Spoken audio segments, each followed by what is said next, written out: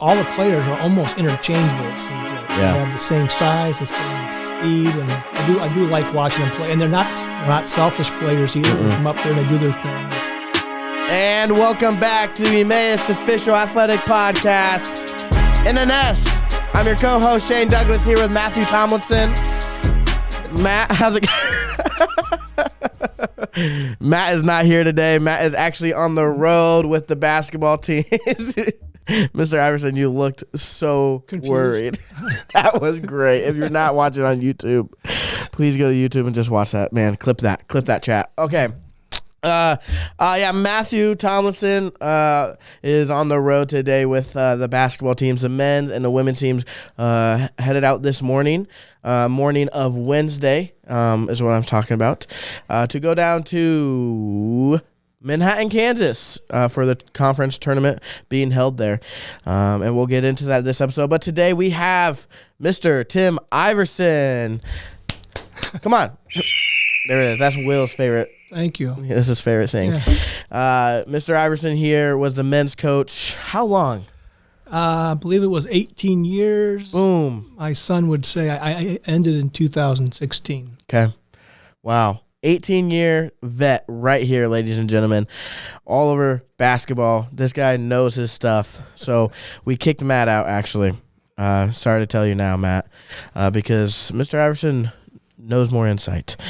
Either way, Mr. Iverson, we thank you for being here today. Sure. Partially last minute, but we love and appreciate it. And, hopefully you get to interact, or an audience get to interact with you a little bit, and it'll be a good one. It'll be a good one. Thank you.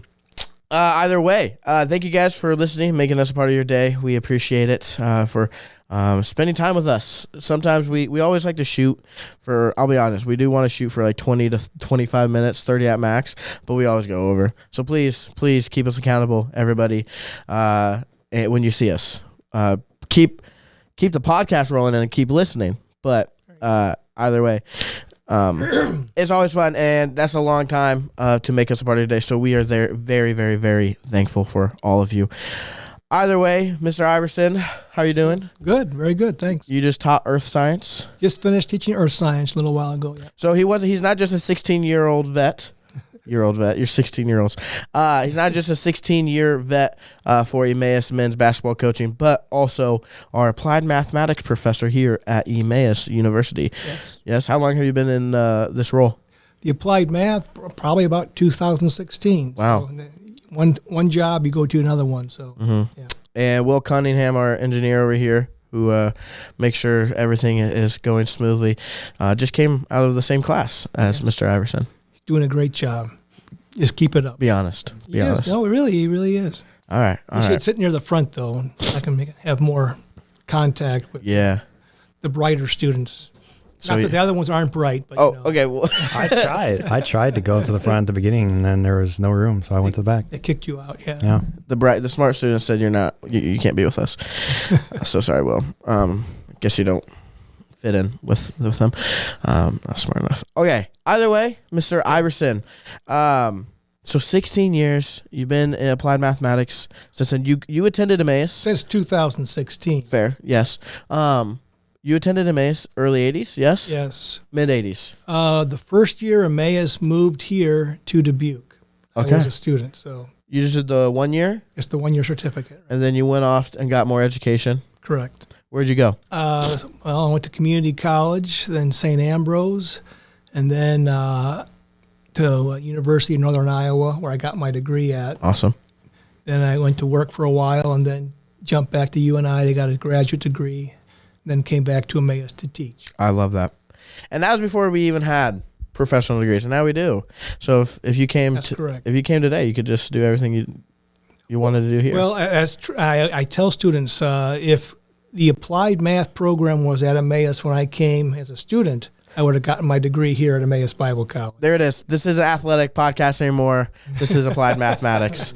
Thank you for joining us to Emmaus University Applied Mathematics podcast. But okay, I love that. And honestly, for anyone who's listening, students or alum, probably not the alum, maybe alum, you got to talk to this guy, ask him about his stories, especially when he was an Emmaus student. They are crazy. I've heard. Don't even. I don't really have any personal Sure. Yeah. experience with those things. Everybody, nobody pegs Mr. Iverson for being a crazy guy, but I'll have to give credit to my RA at the time was Mr. John Jimmo. He was the cause of all those issues. And if you know him, you know he is crazy. Either way, Mr. Iverson, we will get into this. We have men's and women's conference coming up. So our women left around noon today. Mm-hmm. I actually got back from a school visit. I saw them driving down the interstate. They were in the transit, the big wrapped transit.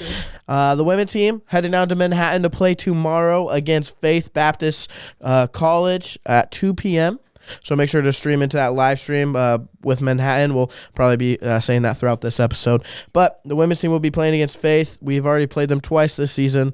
Lost both games as our women's team has only won twice, and both against Maranatha. But they are ranked the 7th seed in the tournament. So if they're able to beat Faith, they will move on their side of the bracket and play. They will play the winner of Barclay and Central. Okay. So that is what our women's team is looking at.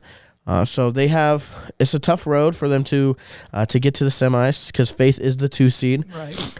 But who knows what can happen? We've been saying all season, Mr. Iverson, that our women's team, the record doesn't really show the effort and the skill of the players we do have, as definitely within the coaching and the strategy with Coach Kennard and staff.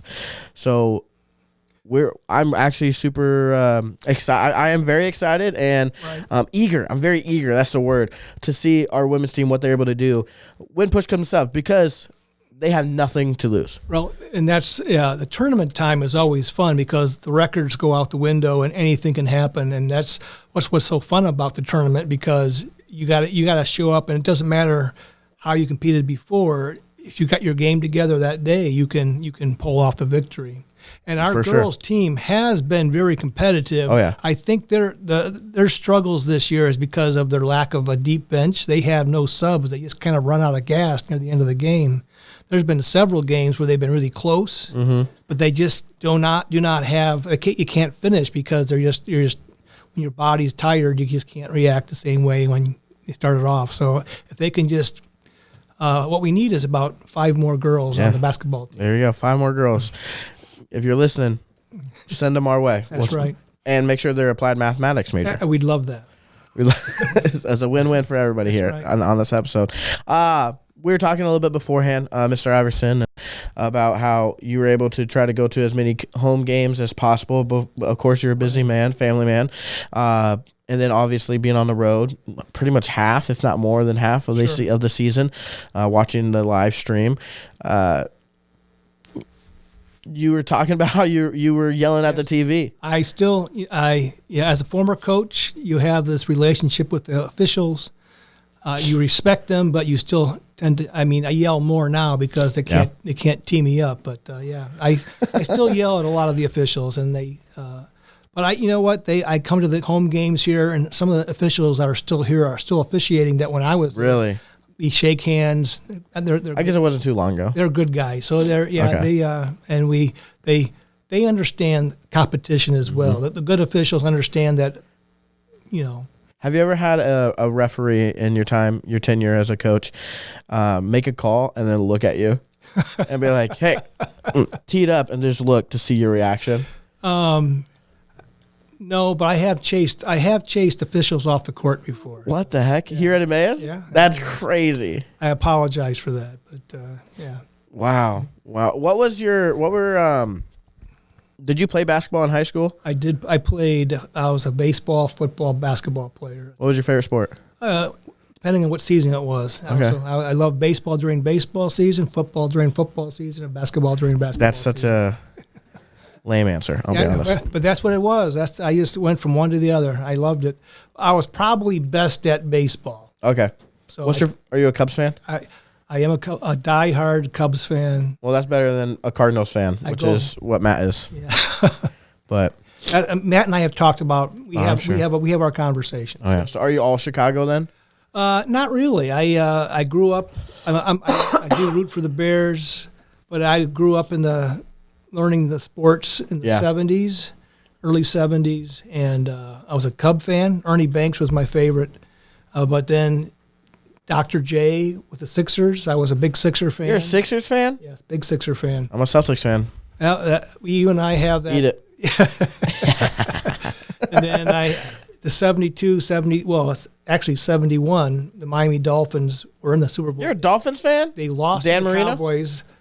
72, undefeated season, Yeah. Super Bowl. I became a Dolphin fan for life at that point. Guess you had to. Don Shula. But I still root for the Bears. Don Shula, yeah, definitely. And Larry Zonka, Bob Greasy, Mercury Morris, good old Ricky Williams. Ricky. Well, he came, he ran. Yeah, that was later, obviously, but he came, Marino, he ran, he left. Marino every did running change back. things. So he was a person to cheer for back in the day. One of the greatest quarterbacks to play the game and not win a ring. Oh yeah. So you're a Dolphins fan. Yep. That's so, I guess I'm all over the place too, but okay, Dolphins, Cubs, Sixers.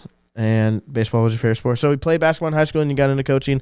Came to Emmaus, 16 years here for you and your tenure, and then jumped on faculty for applied mathematics. I'm with you, though, Mr. Iverson, with the women's team. They're a dangerous team to watch out for. Mm-hmm. You never know what they're going to be able to do. I love your insight of it's kind of 0-0 mentality going into the tournament. Now, you know where everyone stands, obviously, seeding-wise, and you've played each other twice this season, but it's hard to beat a team 3 times. Sure. Oh, it really is. And I always, even when I was coaching, our teams would not always be the strongest in the conference, but you go in there and you know who that first game is going to be, and you can just focus on playing that team. You know their strengths, you know their weaknesses. Oh, yeah. And so as I gained experience coaching, you'd have the coaches meeting afterwards, and everyone would say, coming into the tournament, no one wanted to play Emmaus the first round because they knew that our whole game plan was geared just to take them down. So, love that.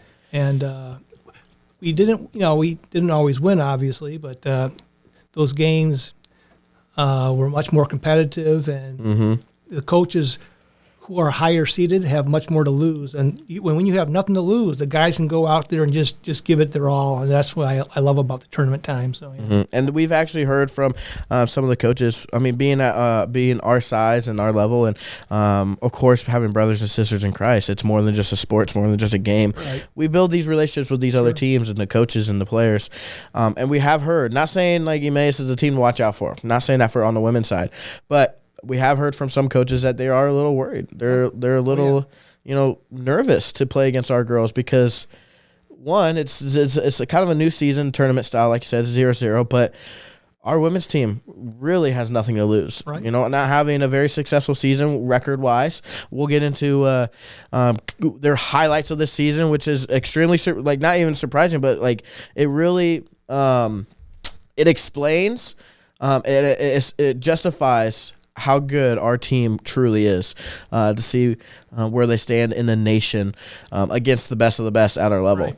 But well, I can say if you would take film early in the season compared to the end of the season, there is vast improvement in the team concept. They have gotten to figure out, they understand each other's abilities and when to pass the ball, things of that nature. So they have begin to complement each other a lot better at the end of the season. oh yeah. So, Some of the highlights for the Emmaus women's Eagles teams for the regular season. For you listeners, if you follow us on social media, you can be able to see these highlights. I'm just going to be reading them off the screen, just like you can right now. But we have Rachel Barrett finishing number 1 in the nation, rebounds per game. Number 3 in total rebounds in the nation. Dog. Come on, where you at, Will? There we go. Number 5 in blocks per game for Rachel. Number 3 in total blocks. So top 5 in both those categories in blocking and rebounding.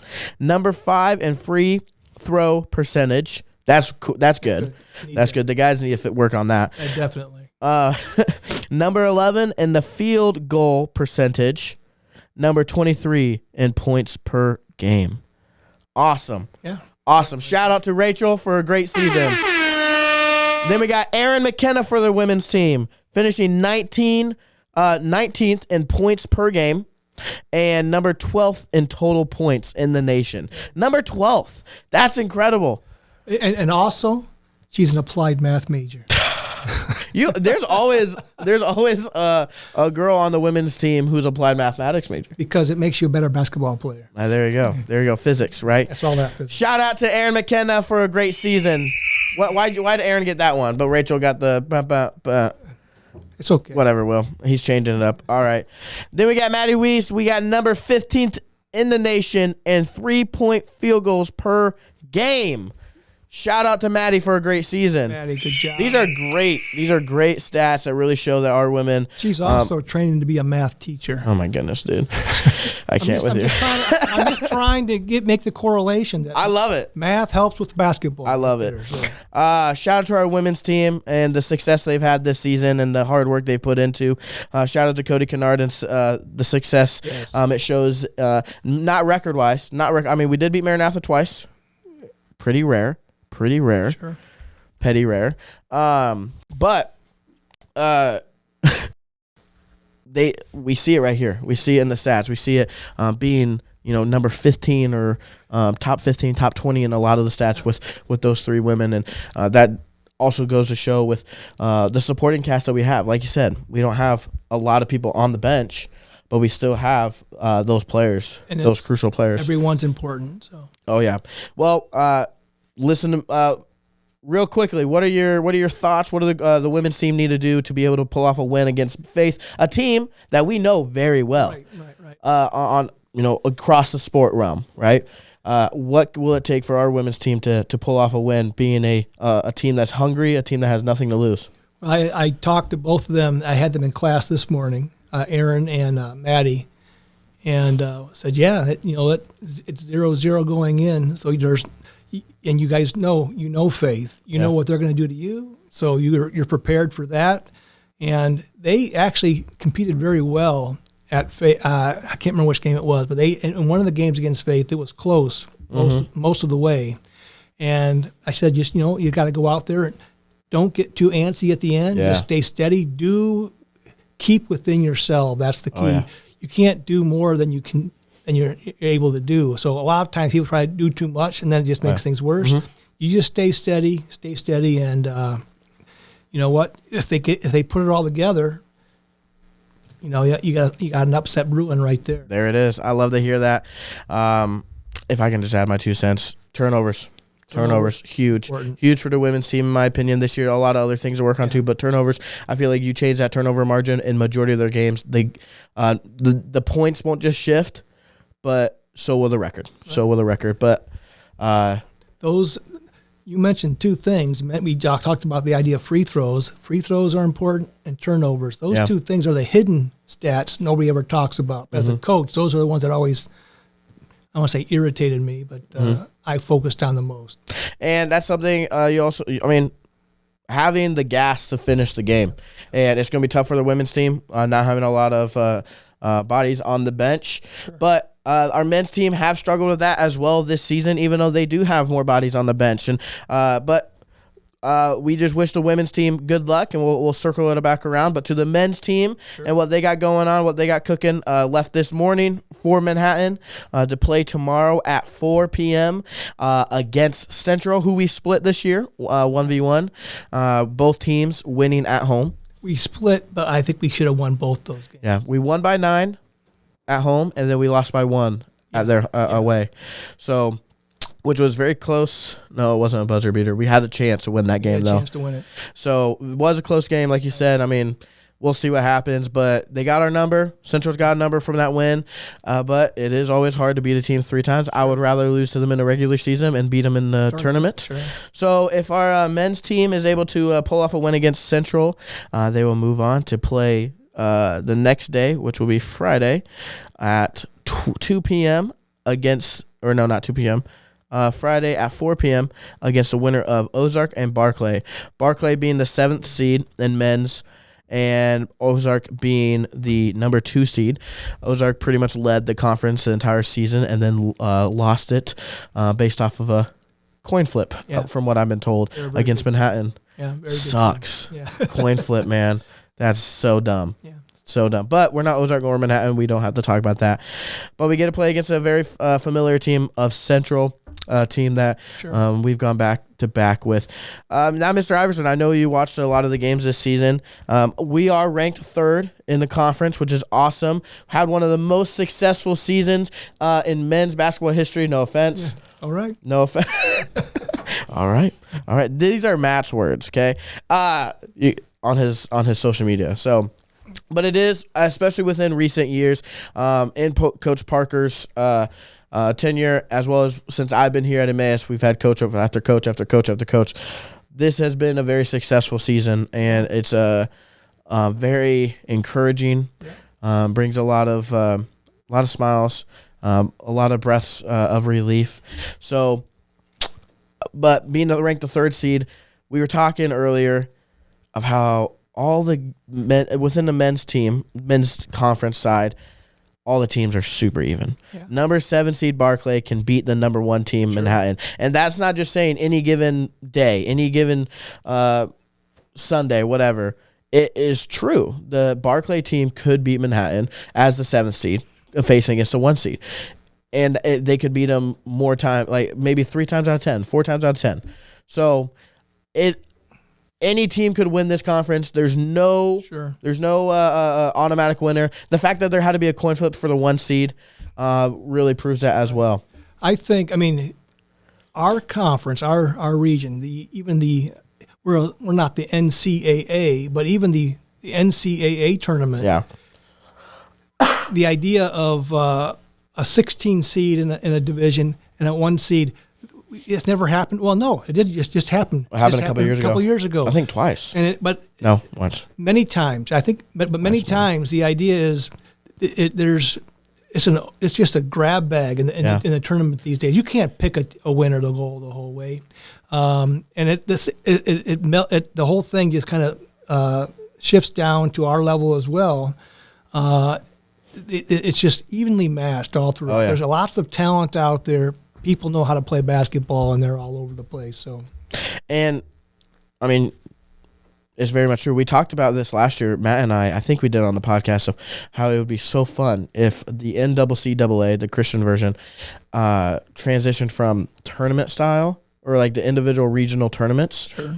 To a March Madness. To a 64, whatever it is. 30, yeah. I think it would be 32 teams probably. That'd be awesome. Yeah, that'd be so fun. Sure. And if they did do that, I do believe every single team in our conference would probably be in it. Actually, that's really tough to call because there's a lot of good teams down south. But, yeah. I mean, every team in our conference, and MCCC, would have a good, very competitive. Yeah, would have a good resume to make it into that tournament. So I am looking forward to the men's tournament as well as the women's. But the men's is going to be super competitive just because it's really even across the board. Of course, Manhattan and Ozark has a slight edge, both being ranked in the nation throughout the season here and there. I don't think the rest has cracked in there. Maybe Faith and Calvary a little bit.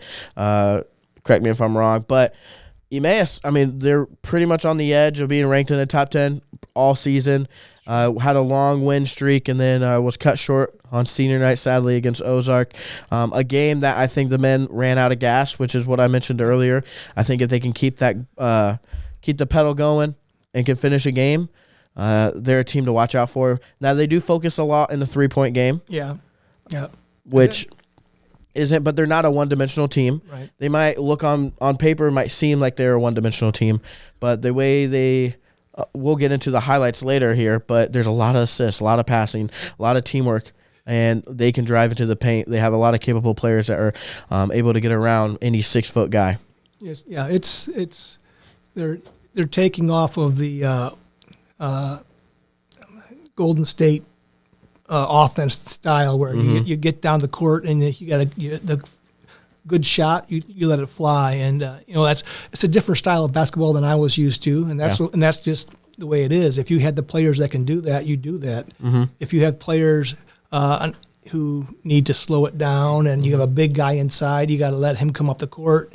He's slow, but you get him the ball.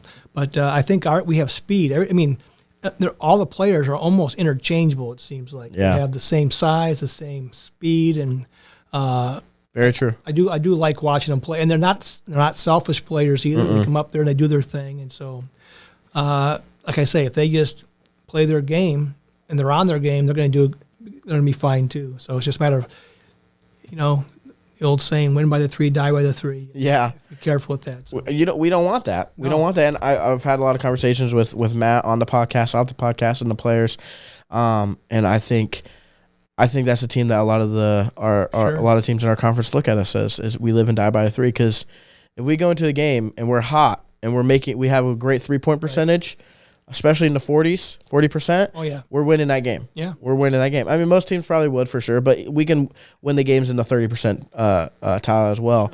But a lot of the games that we aren't shooting that well, we're losing. Mm-hmm. But I think my point of view.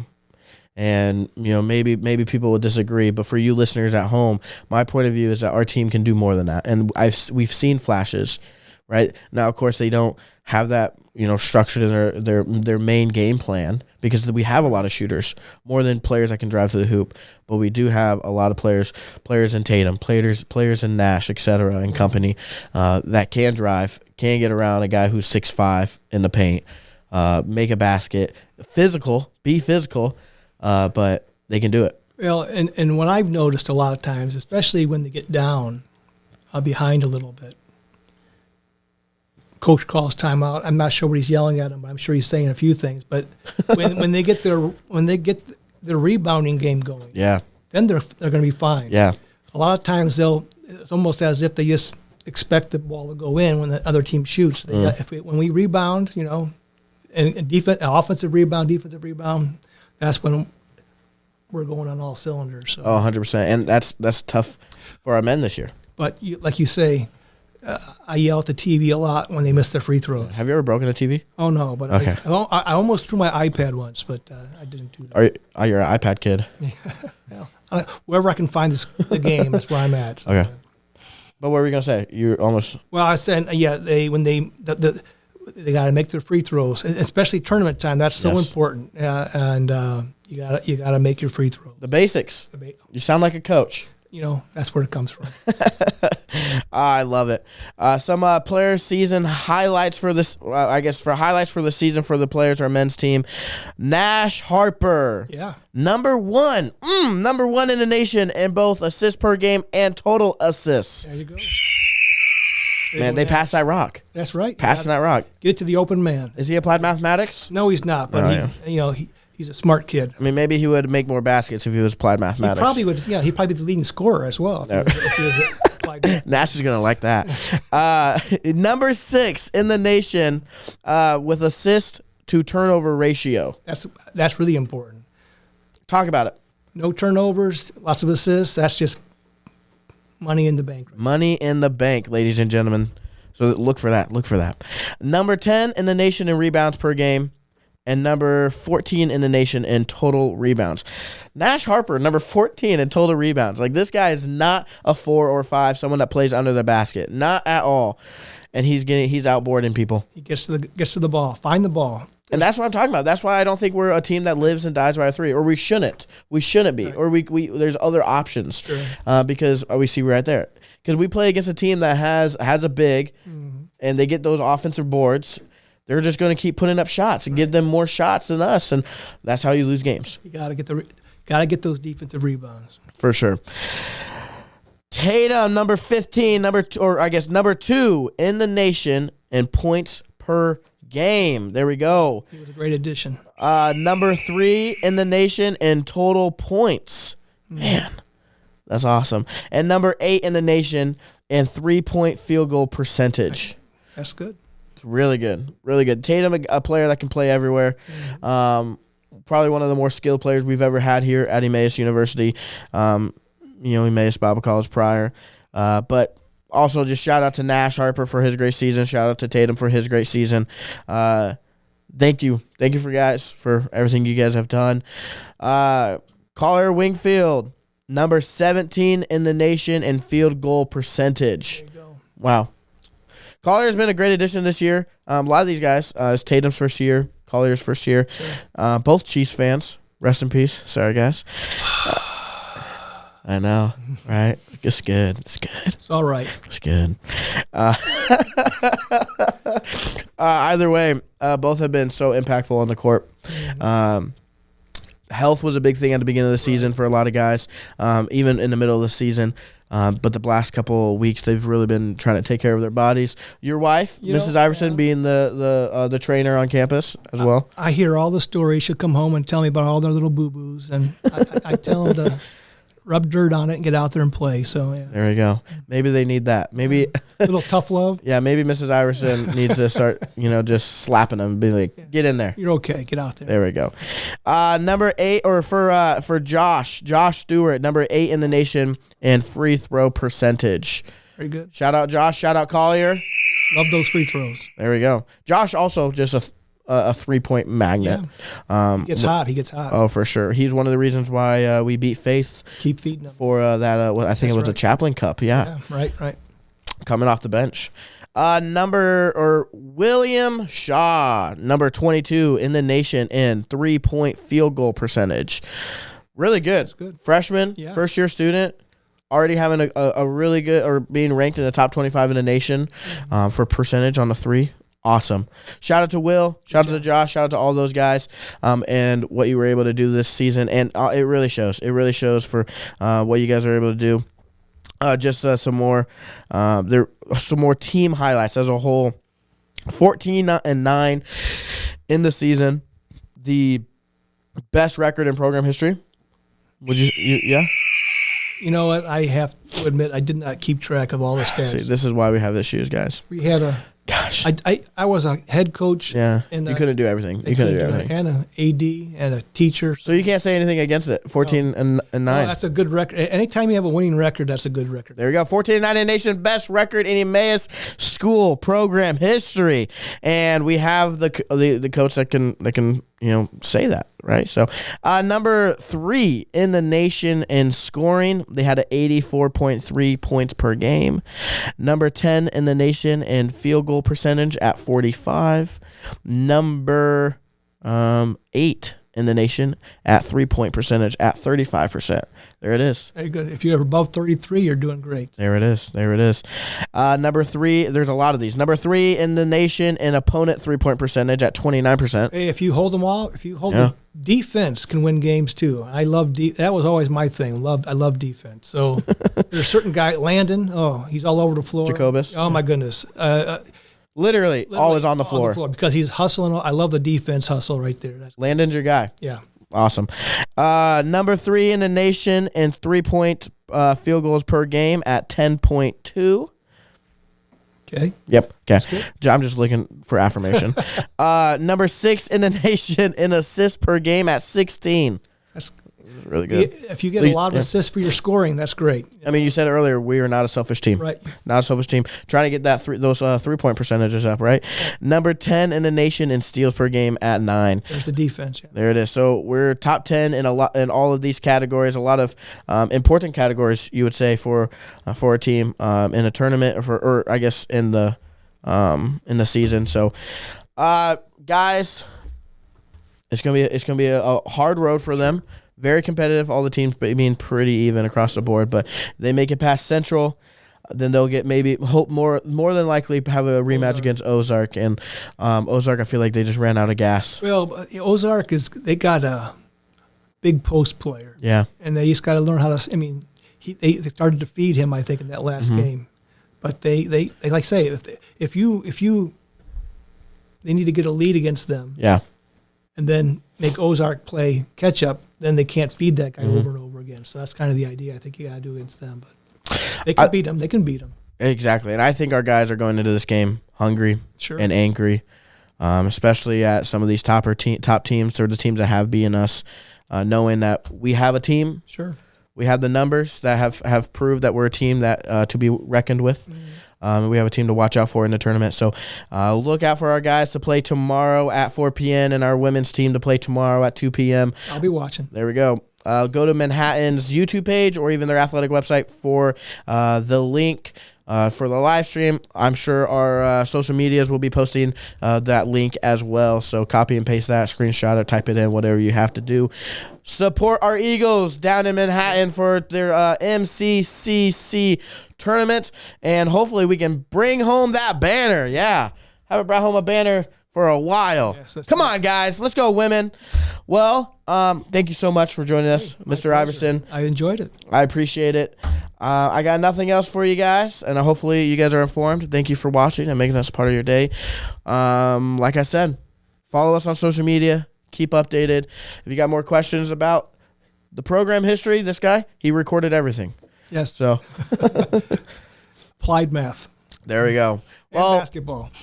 Yeah. Well, thank you guys, everybody, for listening to another In the Nest podcast. We appreciate you. Watch the live stream, support our Eagles, and have a great night. We'll see you next week. Go Birds.